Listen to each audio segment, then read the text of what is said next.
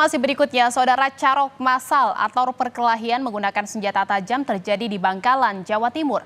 4 warga meninggal dunia. Kakak beradik warga Tanjung Bumi pun kini menjadi tersangka.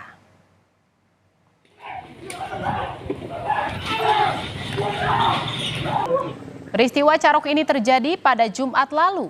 3 korban meninggal di TKP, sedangkan 1 lainnya meninggal saat perjalanan ke puskesmas. Berawal dari perkara karena ngebut di jalan, korban menganiaya pelaku di tempat kejadian perkara. Tak puas menganiaya pelaku, korban justru menantang pelaku berduel.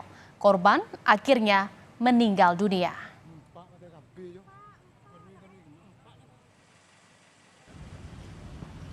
Kakak beradik warga Tanjung Bumi Bangkalan, Jawa Timur akhirnya ditetapkan sebagai tersangka carok massal atau perkelahian menggunakan senjata tajam. Sementara 4 korban yang tewas dalam perkelahian juga adalah warga Tanjung Bumi Bangkalan, Jawa Timur.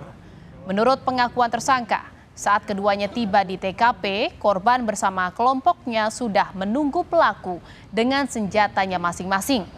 4 diantaranya tewas akibat sabetan senjata tajam. Tersangka dijerat pasal 340 KUHP dengan ancaman hukuman penjara seumur hidup.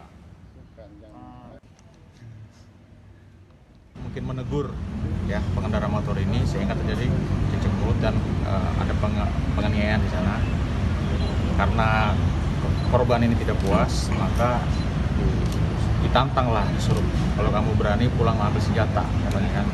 Ternyata pelaku ini meladeni, ya, pulang ke rumah dan di perjalanan ketemu dengan saudaranya dan mengajak saudaranya untuk ke rumahnya mengambil 2 buah celurit.